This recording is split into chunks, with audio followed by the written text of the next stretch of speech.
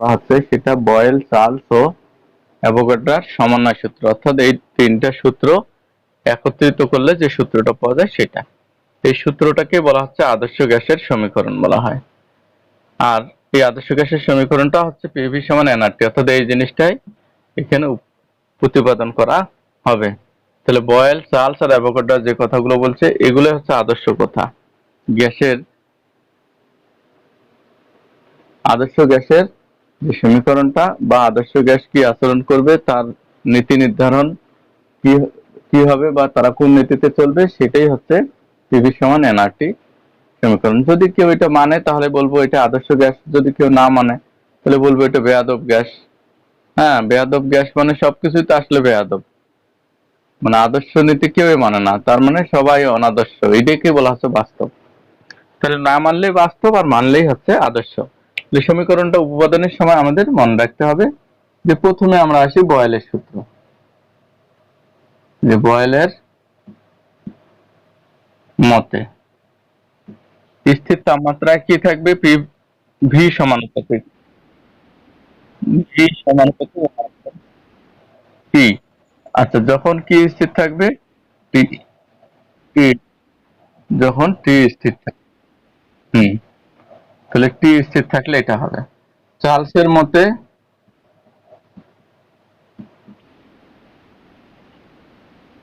এই টি, আচ্ছা যখন পি স্থির থাকে। আর অ্যাভোগাড্রোর মতে, অ্যাভোগাড্রো, এই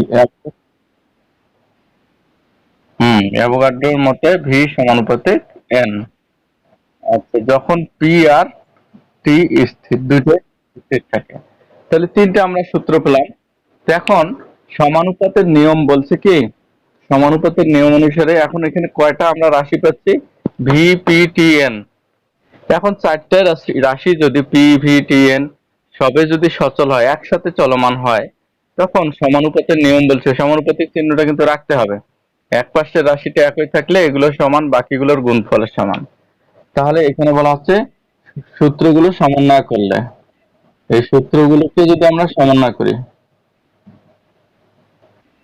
সমন্বয় করলে বা সমানুপাতের নিয়ম অনুসারে আমরা বলতে পারি, তাহলে ভি সমানুপাতিক 1/p into T into N.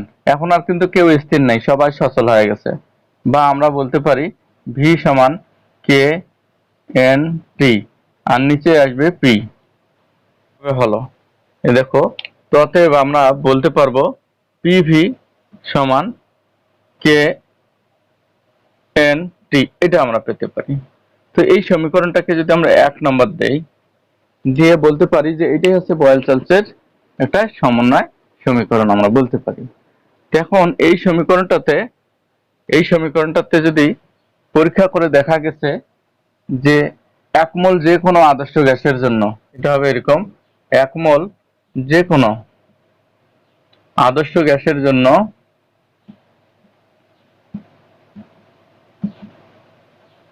জন্য এই যে কে, কে একটি সমানুপাতিক ধ্রুবক, কিন্তু এটা মাথায় রাখতে, কে সমানুপাতিক ধ্রুবক। এক মোল যে কোনো আদর্শ গ্যাসের জন্য কে এর মান সর্বদা স্থির থাকে,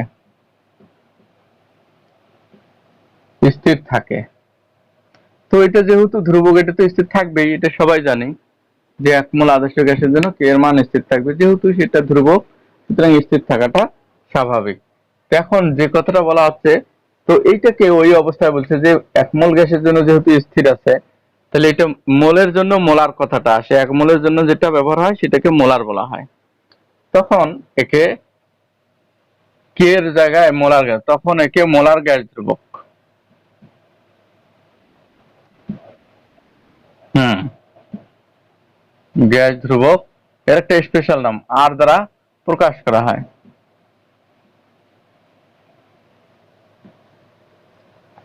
আর দ্বারা প্রকাশ করা হয়।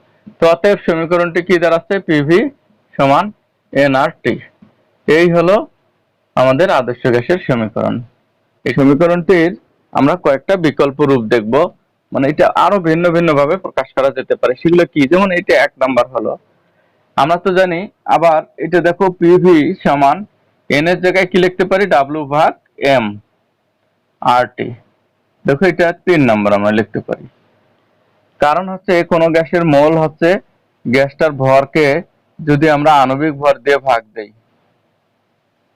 আণবিক ভর, তাহলে কোনো একটা গ্যাসের ভর দেয়া আছে, ধরো 50 গ্রাম কার্বন ডাইঅক্সাইড, তাহলে কত মোল হবে? তাহলে তার 50 গ্রামটাকে আমরা তার আণবিক ভর দিয়ে ভাগ দিলে মোল বের হবে কিনা? এই মোল সমান আণবিক ভর এই, তাহলে এই জন্য এইটা দিয়েও আমরা প্রকাশ করতে পারি। আবার দেখো আমরা এরকম করতে পারি কিনা দেখো, অথবা এটার পরিবর্তে এটা একটা গেল, বা এই যে পি আর এম টাকে এখানে মনে করে নিয়ে আসলাম, আর ভিটাকে নিচে এখানে ভর এটা লিখলাম আর টি।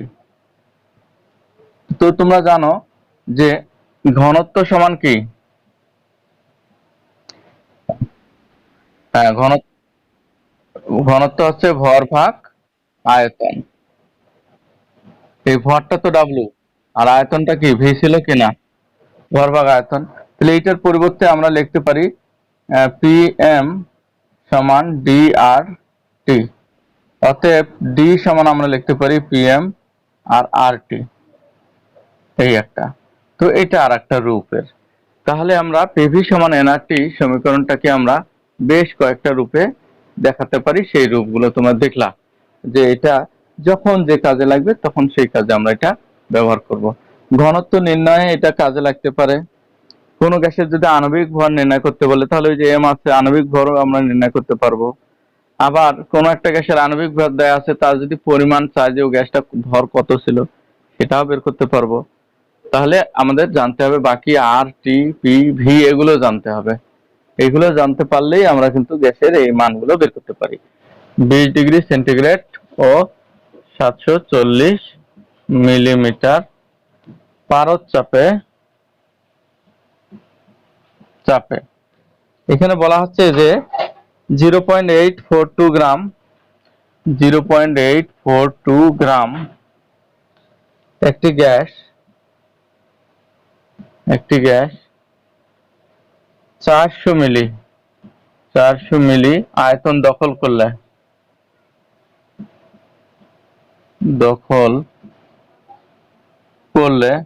এখানে বলছে গ্যাসটির আণবিক ভর কত।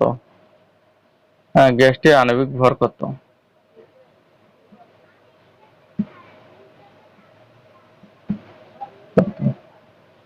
তো এটা তো খুবই সহজ একটা হিসাব। দেখো এখানে দেয়া আছে, কি দেয়া আছে, এখানে টি দেয়া আছে। টি টি কত? 20 ডিগ্রি সেন্টিগ্রেড। সেন্টিগ্রেড কখনোই রাখা যাবে না, আমরা এটার সাথে 20 যোগ, তাহলে 298 না 93 হবে হয়তো কেলভিন। আমরা 740 যেটা লিখতেছি এটা কি হবে, পি। তো পিটা 740 মিলিমিটার পারদ আছে। এই মিলিমিটার পারদটাকে আমাদের কোনো না কোনো একটা এককে নিয়ে আসতে হবে। এখন এটা যদি আমি এটিএম এ নিয়ে যাই, এটিএম এ নিয়ে যেতে পারবো, তাহলে এটা আমি, তাহলে 740 ভাগ 760 মিলিমিটার দিয়ে ভাগ করলে এটাই হবে এটিএম। তো তোমরা একটা হিসাব বের করে রাখতে পারো পাশে। আর এখানে ভি আমরা পাচ্ছি 400 মিলিলিটার। তো 400 মিলিলিটারকে আমরা লিটার করব, কারণ লিটার এটিএম পদ্ধতিতে আমরা যাব। তাহলে এটাকে লিটার করলে আমরা 1000 দিয়ে ভাগ করব। 400 গুণ 10⁻³ লিটার বা ডেসিমিটার কিউব। আর এখানে ডাব্লু মানে ভর, এখানে দেয়া আছে ডাব্লু সমান 0.842 এত গ্রাম। এটা গ্রামে রাখবো। আণবিক ভর আমাদের বের করতে হবে। আণবিক ভর এম সমান হোয়াট আমরা করব। এটা কত বের হয়েছে বলো তো? 36। এটা তো আমরা পেয়ে গেলাম। এখন আমাদের কাজটা খুবই সহজ। তোমাদের এখন কি করতে হবে বলো তো? এখন যে কাজটা এবার আমরা জানি, এখনকার কাজটা হচ্ছে জানাজানির কাজ। এই যে আমরা জানি যেটা, এইটা কি জানি আমরা, আমরা তো বের করব ডাব্লু।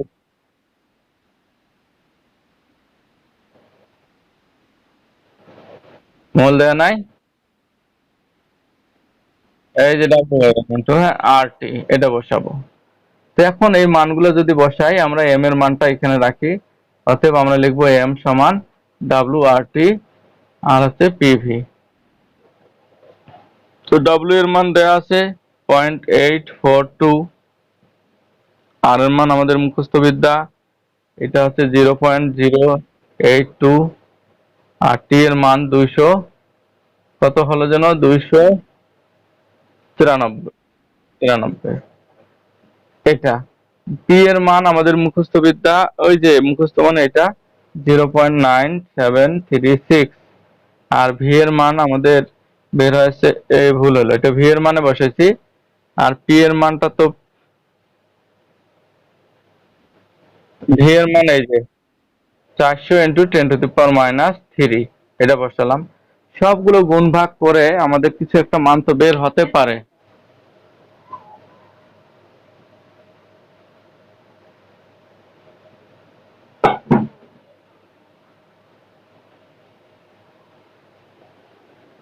$250 ও 777 মিলিমিটার পারদচাপে সালফার ডাইঅক্সাইড গ্যাসের ঘনত্ব কত, এটা বলছে ওরা।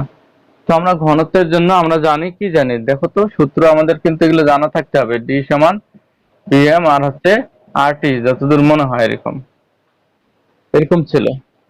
তো এইখানে আমরা কি পাচ্ছি, পি সমান এই যে এখানে এম এর মান সালফার ডাইঅক্সাইডের জন্য কত হচ্ছে 32 আর 32 64। এটা কিন্তু একক আমাদের মনে রাখতে হবে, একক গ্রাম পার মোল, কিন্তু কারণ আণবিক ভরে কোনো একক নাই, তবুও ধরে নিতে হবে যে এটার একক গ্রাম পার মোল। এম এর মান আমরা পেলাম, আর এর মানটা আমরা এসআই পদ্ধতিতে, হ্যাঁ এটাকে গ্রাম পার মোলটাকে আমরা 10 টু, আচ্ছা এখানে পি সমান হচ্ছে 777 মিলিমিটার পারদ, এই তো। এইটাকে যদি 760 কে আমরা যদি, হ্যাঁ 700 ও 777 কে যদি 760 দিয়ে ভাগ করি, এত এটিএম হলো। এবার যেটা এটিএম বের হবে, সেই এটিএমটাকে আমাদের কি করতে হবে, প্যাসকেল। তো এটিএমটা কত বের হয়, একটু চটপট অ্যান্সার বের করে দেখি। 1.013 এটিএম। তো এটিএমটাকে আমরা এবার পারদ করব, 013 ইন্টু এইটার সাথে গুণ করতে হবে 101, 325 10⁻³ নিউটন বর্গমিটার। এবার হয়তোবা মিলবে। তো আমরা এম এর মানটাও পেয়ে গেলাম, আমরা কেজি, এটা ছিল আণবিক ভর 64, এটা গ্রাম পার মোল। তো আমরা এসআই পদ্ধতিতে যখন যাব, গ্রাম রাখা যাবে না, এটা কেজি পার মোল করতে হবে, এই জন্য 1000 দিয়ে ভাগ দিলাম। আর এর মানটা হচ্ছে 8.314 জুল পার কেলভিন পার মোল। অতএব আমাদের সবে পেয়ে গেলাম, বাকি থাকলো আর একটা কি যেন পাইনি আমরা, টি। টি এর মানটা 250 যোগ 273 কেলভিন, 523 কেলভিন। তো এই সবগুলো মান বসাই দিলে আমরা পাবো ডি এর মান, পি এর মান এগুলো বসাই দাও, দিয়ে তোমরা হিসাব করা শুরু করো। 013 101.325 10⁻³ ইন্টু এম এর মান হলো 64 ইন্টু 10⁻³। নিচে আসবে আর এর মানটা হচ্ছে 8.314 আর 523। এগুলো সব কাট মার করার পর ফাইনালি দেখো তোমাদের 1.5, আচ্ছা 1.507, যাই হোক একটা মান তো বের হচ্ছে তোমাদের। এইটার এককটা হবে আমাদের, কিন্তু এটা কেজি মিটার কিউব, হ্যাঁ এই মিটার কিউব, কেজি মিটার।